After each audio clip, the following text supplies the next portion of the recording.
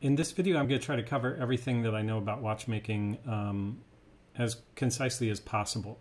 So my interest in watchmaking stems from wanting to be able to buy a watch for under $100, generally, like this watch, where the seller says it's working, but it looks terrible. But you can basically look at it and know a few things about it. This is a steel case. The crystal scratched. It's old. It's probably been in a drawer for the last 30 years. But because it's working, it's probably in good condition inside. So you just need to clean up, like polish it, change the lume, change the seals on it, maybe change the crystal if the scratches don't come out of the crystal. But make sure that the gaskets are fixed and that it's wearable and it looks good. So what's interesting to me is these three things of like cleaning and polishing the crystal, basic water tightness, and new lume. So unfortunately it's approaching 9 o'clock and this dial of this is covered, but this is called the Datum Genève, and this is the finished. I didn't really polish the case because this case, it's one of the few cases that it's pretty much unpolished. Like those edges are sharp. It's scratched, but it's unpolished. So some people appreciate that. I don't mind having it a bit scratched. I mean, I don't mind having it polished smooth. But on this one, because it was clearly never polished, I didn't polish the case. I believe I removed the crystal and replaced it, but I couldn't guarantee you that now because I've done a bunch of these. I definitely cleaned it and relumed the hands and the indices. So the first thing about watches is any watch you get, I think the most important thing that you should buy is a Geiger counter. That may seem weird, but a Geiger counter, I think it was $100 from eBay, and it was a seller in Japan. I'll try to find a link and put it in the description. But basically, it tells you if something is radioactive. So this watch was radioactive. I wouldn't have known it by looking at it, but because I had the Geiger counter, I could test it. And you can see it's not radioactive anymore, and that's because I removed the radioactive lume and I replaced it with Superluminova, which is not radioactive.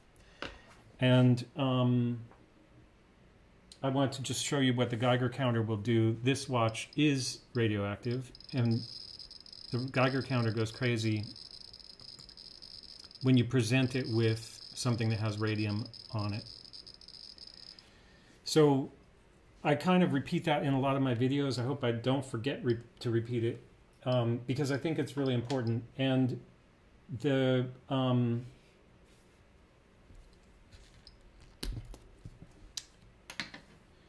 I also have this page open from this is my account from this. I buy a lot of things from this Swiss auction website called Ricardo.ch.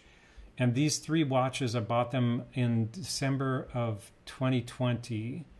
So like 18 months ago. And I freaked out. At that time, I really wasn't ready to handle radium, and they all were radioactive, and I threw them all away. And they were like $16 each, and they were all non-working. And my plan had been to take them apart and experiment with them to get, to try the movement or whatever. But when I tested them with the Geiger counter and they were radioactive, I was like, I don't know how to deal with this. I don't want to deal with this. So I threw them away.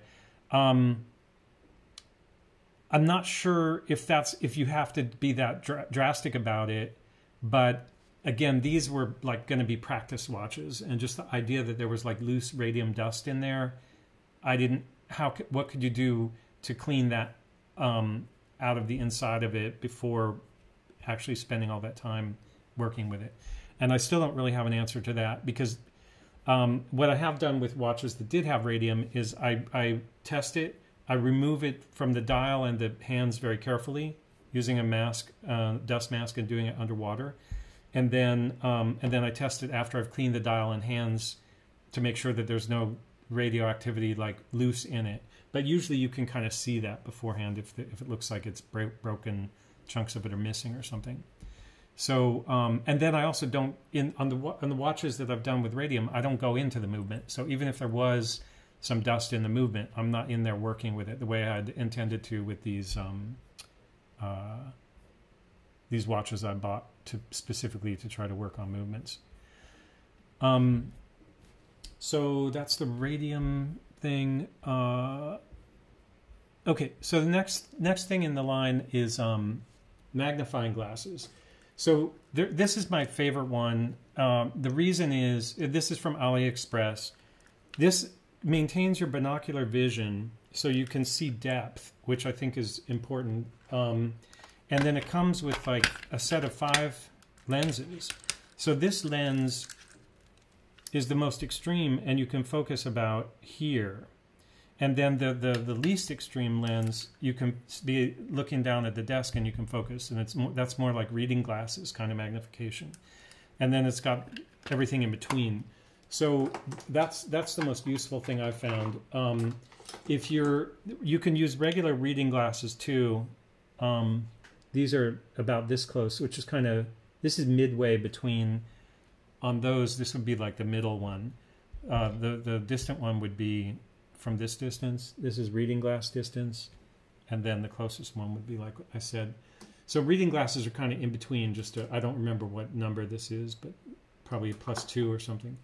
And then this I don't recommend. These are on AliExpress. They are not binocular, even though they look like they are, because there's no... They trap your eyes into a parallax situation where you can't see something that's close by. So this is cool because this one you can actually, focus close and see right through those lenses. This one is more to just have flip-up loops on either eye, but not both. And it doesn't work with eyeglasses, so you don't get that stigmatic correction or whatever by wearing it over your glasses. So this is pretty much worthless. This type of loop is useful for single eye, like I can clip it on my glasses, and I use this occasionally, but generally I prefer to see with both eyes, so I use the white thing. And then if you're buying stuff used on eBay or something, these loops are both from I've had these for a long time, and they were originally made I use them for looking at film. So you have to be careful because, like, while this is a very high quality loop, you can see there's no light gets into it because it's made for looking at a piece of film on a light table. So if you bought this used on eBay thinking it would be good for watches, it's not, because you're not going to be able to see anything. This Schneider is similar. I used it for film, but it came with 2 different bases. So you can use it and it'll let light in the sides. So this is kind of good actually for looking at a dial. Like if you were going to go to a swap meet and you want to take something to look at dials, this is kind of the perfect high quality magnification for that. But you need to make sure it has a light ring at the bottom to let light in and it's not black. And then there's things like these microscopes, cheap microscopes from AliExpress. This has like a zoom and a focus knob and has a built-in light. And this is like a high-powered microscope, except for, of course, there's always a problem with the LEDs. This is a high-powered microscope. Like, this thing will let you see, I don't know what it is, much more magnification than anything that you're just going to, like a loop or whatever. But it's very delicate to use. Like, you could use it to look at, I don't know. There's a reason why microscopes are big and sturdy, because this is so tight that it's just like you're seeing a tiny little area, and it's really hard to be stable with it. But if you really need to look at something and you don't have a microscope, it's a portable microscope basically. I never use it, but I just checked it because I had it in my kit and I wanted to talk about it. I wanted to talk about the full range. Okay, so the next step after that is like you've got to get the case open, right? So I have a bunch of different case openers here, but the first thing is to have something to hold to stabilize the case. So this is an AliExpress thing. I think this came with one of those kits of like basic watchmaker tools, which is pretty useless in itself, but they're cheap, and if they contain something like this, this is something that you don't need anything special. it'll just grip a watch without damaging it because it's made of relatively soft plastic, and it'll hold it while you do something with a tool, which makes you less likely to slip and damage it, in theory. So if you tighten this up, then the next step is there's different types of case backs. So I have some sample watches with different case backs, but this one has I don't know what you call it,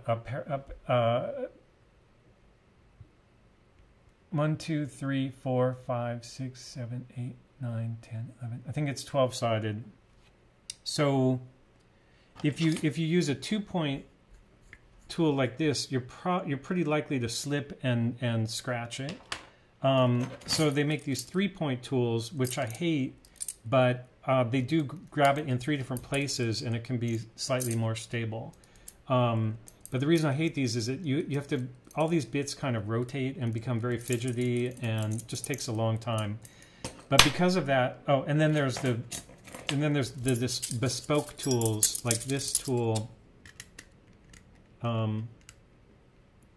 This is not the right tool for this watch, but I bought like a used set of like 100 of these, but there's so many different specifications that you could have 1,000 of those and it'd still be hard to, those tools are, bespoke tools are very hard to find. So there's also the rubber ball thing, which on this watch works because the case back is not on very tight. Good luck making this work on like a Rolex that was sealed by Rolex, or any watch that's really properly sealed. And then there's this is a specifically for a watch like a Rolex. And then, so I just wanted to go through. This watch is a Christopher Ward, and it has a back that uses requires a screwdriver. So that's if you have screwdrivers, which you'll need for other things, you can deal with that. They're not the tiniest screws, so it's kind of at the large end of watchmaking screwdriver. There's the Rolex case back, and what's tough about this is that there's no way to grab this, which I think they basically did this on purpose, unless you have a tool that has the exact same pattern of who knows how many different grip points that are, but you have to have the perfect piece to do that with a Rolex, almost like a lock and key thing. And like I said, I don't even want to do this, but I know that I can't get this open with a rubber ball. I probably could get it open with this, but I basically never open my Rolex. I'll leave that up to Rolex to do that. And then just to go through the different types, this type is this is kind of my favorite type, which is, it has usually 6 points. Is that 6 or 8? 6. It has 6 points, and these are quite easy to open. I would remove the strap on one side before doing this, but you can use this 2-point tool and adjust the distance between the points. And these are like $2 on AliExpress or eBay. You adjust the distance, put the watch in a case, take the strap off, hold this carefully, and basically this can be adjusted to do just about anything. And this is my favorite kind of case back because of that. So if I'm looking at a cheap watch I want to buy, it's a big plus if it has that kind of case back. This is a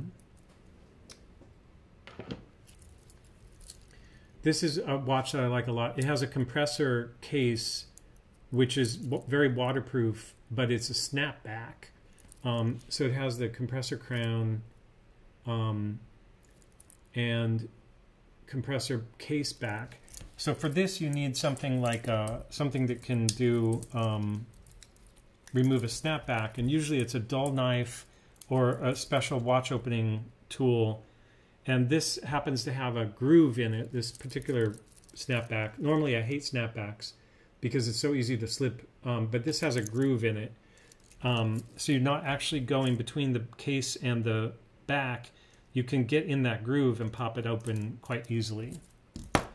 So that's kind of cool for as far as snapbacks go. And then this watch was out for a different reason, but this Seiko Bellmatic has a 6-point, so it's easy to open with this kind of tool. And then the final one I wanted to show is this IWC, which I love, but this has a snapback and it's 18 karat gold. And that is my worst nightmare because I didn't touch this after I bought it. I only bought it like a year ago. It already has a little bit of damage there. But basically, the combination of snapback and 18 karat gold, it's like basically you look at that and you're like, whatever you, anytime you open it, you're going to add to the destruction of that watch. So I'm not particularly fond of gold watches. I think it's kind of, I like IWC, and I wanted to have one gold IWC, but it's so fragile. Okay, so then the other part of case opening is, you know, just end link tools to get the strap off, which I'm not going to take the time to explain, but you need that.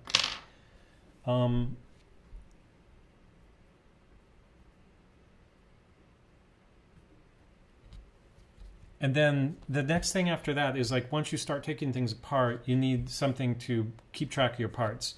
So a rubber desk mat like this is cool if you're going to do something where you got a lot of small parts. If you're going to go into the movement, you can use the numbered points for keeping things if you keep your arms and hands off it. Or something like this, which is a Bergeon. This is like the cheapest Bergeon movement case, working case. So then for cleaning, I bought this $25 ultrasonic cleaner from AliExpress, and it seems fine. I use it with soapy water, warm soapy water, and then I rinse with distilled water, which doesn't have any minerals in it, so it gives you a clean rinse. You can buy all the expensive chemical baths, but soap and water works fine. And then you also definitely need Rodico. Anybody can tell you that. Rodico is just this stuff that is like somewhat sticky, and it'll help you with cleaning dials and any kind of little pieces of dust in a movement. And then toothpaste also, just for cleaning the movement. It's very slightly abrasive, not the movement, I'm sorry, for cleaning a case or a strap. Toothpaste and a toothbrush, because it's water soluble, and you can really do, like I used to always clean my Rolex with toothpaste because I've had that since I was a kid, and that was just a way to clean it without doing any damage. Okay, so then once you get into the movement itself, screwdrivers become interesting to have. So what I have is 3 Bergeon, the smallest sizes, or I don't know if they're literally the smallest, but they're 0.5 millimeter, 0.6, and 0.8. And then I have cheaper Chinese screwdrivers for the larger sizes because I thought the Bergeon might do a better job with those tiny sizes, but there's no, screwdrivers are not so special that you can't also just use an inexpensive one.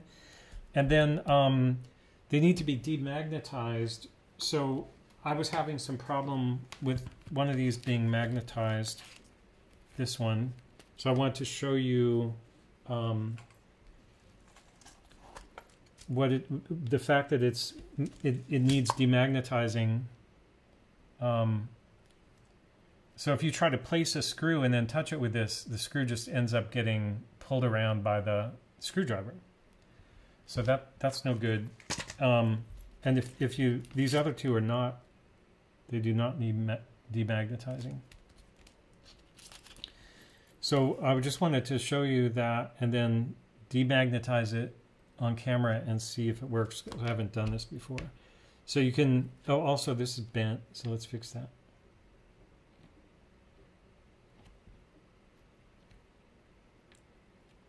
There's probably like $1,000 tool for bending a bent screwdriver blade, but so place it there, push this button.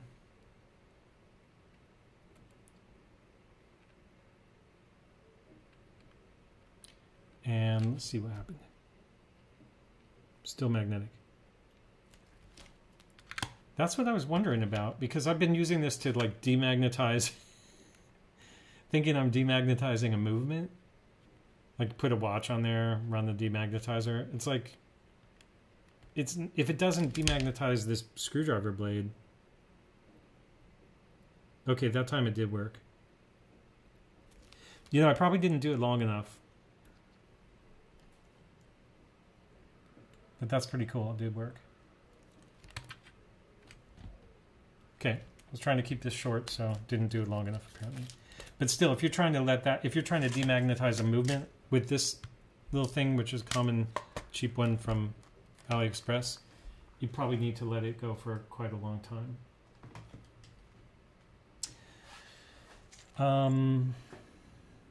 Okay. Next thing is sharpening screwdrivers. So easiest thing to do there is just take a piece of double stick tape. I'm not going to take the time to do it, but this is double stick tape. A piece of sandpaper. This is 240, 400 might be better. I don't know. Try whatever. Tape the sandpaper to something flat, and then just sand it.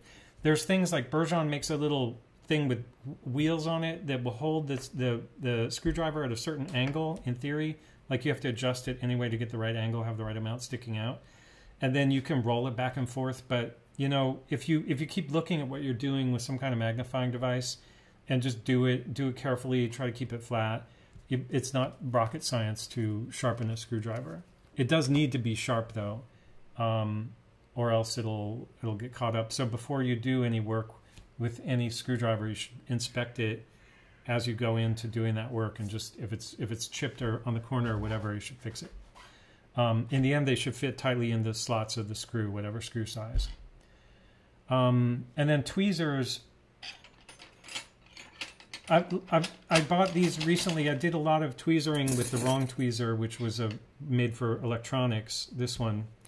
And the thing that's wrong about this is that you really have to squeeze it tightly to get it to close, and then you have this kind of pent-up energy in your fingers that can get transferred to a part and make it kind of shoot across the room. So these are still used for things where I don't want to like removing a cannon pinion or something that takes more strength, because these are so fine-tipped. Some of these are so fine-tipped that they're really fragile. But basically, this is a kit that I bought from Ricardo, the Swiss auction website. Dumont 3, 4, 5, Dumont 3, 4, and 5, and then 4. This is Dumont 4 in brass, and then these two, Dumont and Bergeon. I don't know exactly what they are, but these are quite a bit bigger. Perhaps could be used instead of that. But anyway, people have said to me Dumont number 3 is like the main one, and 4 looks sharper, even sharper, and 5 is like insane. And then something plastic. This is a cheap Bergeon plastic. That can be nice for touching a dial or something. These, I don't know what, I broke these immediately, so I had to refinish the tips of that, but plastic is more gentle than metal. Okay, so for relooming, which I do a lot of, you can find videos about that. I buy these loom kits, or this one loom kit from RC Tritech in Geneva, or in Switzerland, not in Geneva. It's a little kit of 1 gram bottles of the powder and the varnish and a thinner and a little crucible to mix it in. And then I haven't used these yet, but you could use cheap oilers because they're tiny tipped to apply lume dots. But what I usually use is a toothpick broken, or this is like a skewer, and I break it to get a sharp point, and then that sharp point is nice for balling up the lume, and use that like a paintbrush. And then in order to do lume, you need to get the hands off of the watch. So there's a couple of different hand removal tools. The Bergeon Presto, I had a Chinese-made Presto. It was not good for wristwatches. It looked exactly like this, but it was just clumsier at the tip, and I really have problems with it. Bergeon seems to work with 34 millimeter, that kind of small men's wristwatches. And once you get smaller than that, like ladies' watches, you might need to go to something more like this, which is, you have a little bit more control over. It's kind of 2 scoops. And these are Chinese, but I think they're okay. If they're too thick, I can probably file them down. So with that, you can just get under there and scoop it. And this I've used, but it really doesn't have a lot of control. So I would also stay away from that.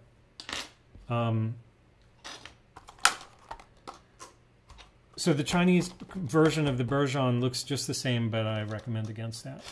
And then for putting the hands back on the dial after you've relumed it, these presses, they have like an assortment of different size holes and flat surfaces for pressing. So plastic is nice because it's not going to scratch a metal hand. And then you need to have a hole in the tip that's as big as whatever stage you're putting it on top of, so you don't get jammed up on the seconds hand, which is the most fragile pointy one. Or if you're doing the hour hand, you don't want to get stuck on the minute hand wheel. So these are cheap Chinese tools. These are useful. And then I also had, this is a Chinese copy of a Horotech press. This can also be used, but it's a little bit, I lost the points for it. I couldn't find them for this demo. But basically you can keep different tips like those have on them. And this just helps you press straight down. Some people use it. I didn't find it very useful, so I misplaced the tips for that. So the other thing is the crystals. When you get into crystals, this is a Bergeon crystal remover. I tried a Chinese version of this. It didn't work. These pieces were made out of aluminum, and they got scored badly by this ring the first time I used them, and then it would get stuck there. So the Bergeon crystal lifts are not that expensive, $60 or $70, I think. So that's a quality crystal lift. And it comes with a plate to hold the crystal. Sorry, I didn't leave that on camera very long. And then this is a crystal for the Seiko Bellmatic. So when you know that you want to do a crystal replacement, you need to measure the existing crystal.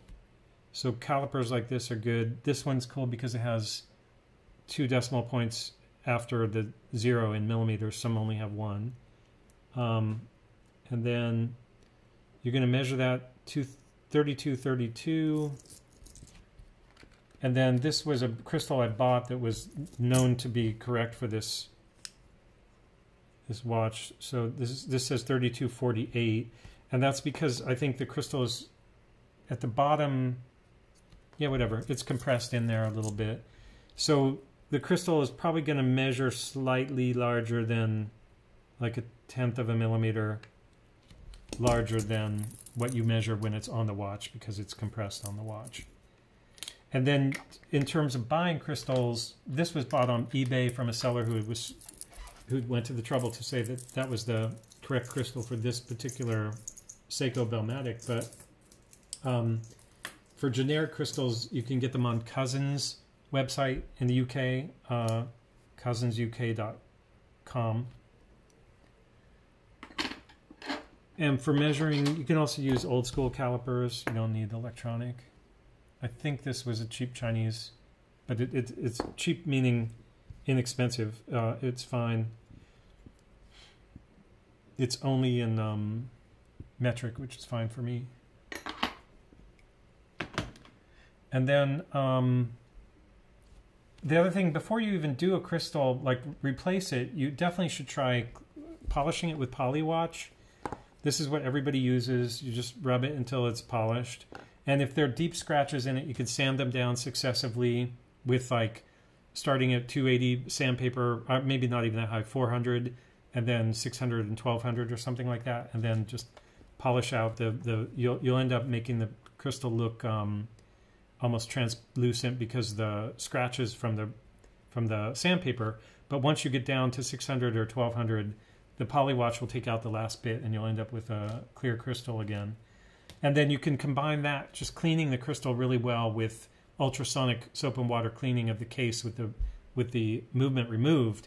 And you may not have to replace a crystal, even if it looks terrible like this datum did. And then for polishing the case, I use a Dremel tool, and these kind of these are like miscellaneous. I don't know exactly which one of these is more abrasive. I just started using green and it was fine, so I haven't even touched the other ones. But basically, Dremel tool, this has a cutting blade in it, but you've got these types of wheels that you can put on it for polishing.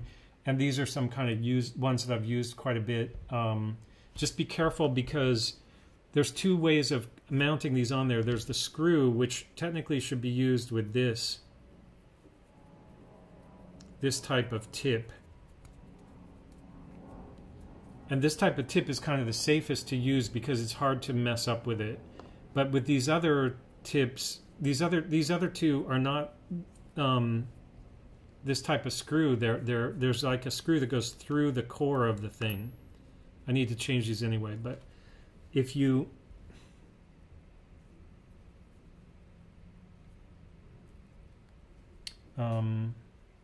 see if I can get this out. So these wear down, and then when they wear down, you can really easily slip, and this screw head can hit your watch case when you slip and gouge it, or it's spinning, and it's a metal head with a groove in it. So this is really dangerous. So I recommend only use this actually, but as you can see, I've done quite a bit already with this, and that's how I know about the risks of this type. So these are,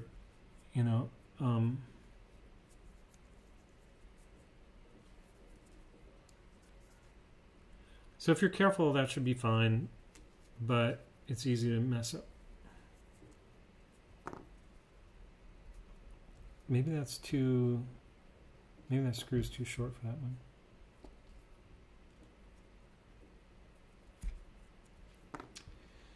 And this has a screw stuck in it. Anyway, I'll save you the agony of watching me play with that for 10 minutes to get it working again.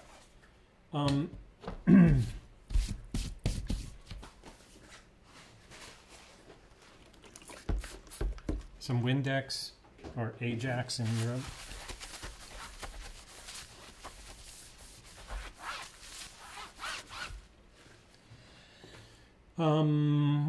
What's next? Dremel tool, abrasive waxes.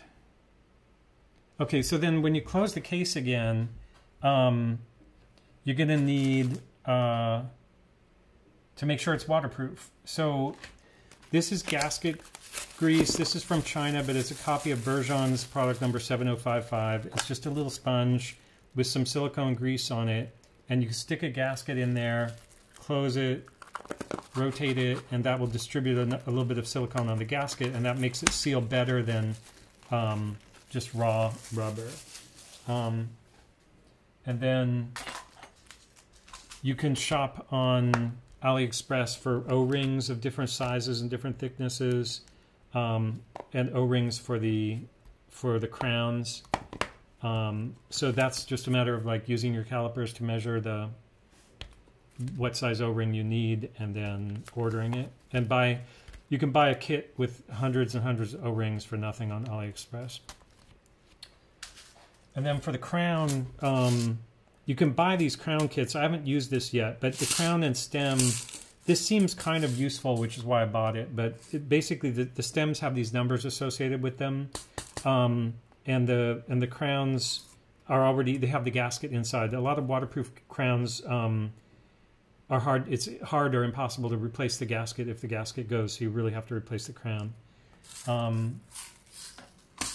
So also Cousins, you can order specific crowns, but it's probably a good idea to have like an inexpensive kit just to replace crowns, even if for testing a watch before, you know, when you first get it, and then if you want to find a more expensive crown for it, you can do that after you've got everything working.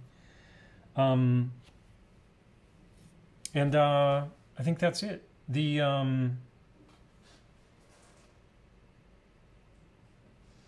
Yeah. How long did that take? Oh boy. I was going to try to do it in 5 minutes, and it's been about 50 minutes, so I was off by a factor of 10. Oh, there's one other thing.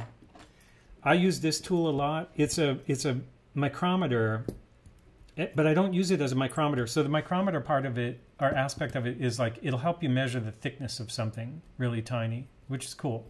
But the reason I use it is it's really hard stainless steel, and it's really great for gripping stems by the tip that goes into the watch, because it's perfectly square and it's adjustable, and you can grab a stem with this, and then if you need to get the crown off the stem, that'll help you hold the stem. Otherwise, most of the other tools I have are so big and rough that I don't know how I would do that, hold a stem without damaging it. Because the tips of stems are generally square, so you just need these two flat pieces like you have here to compress that. But I can't tell you where to get that. It's from a junk shop in South Africa years ago. And that's it. I hope you enjoyed that. Sorry it took so long, but I did try to go fast. And I think that is better than watching dozens of different 20-minute long videos, each one telling you a separate tool in such detail that it's perfectly obvious. So that's my short version of it, even though it's long. Thanks for watching, and see you on the next one.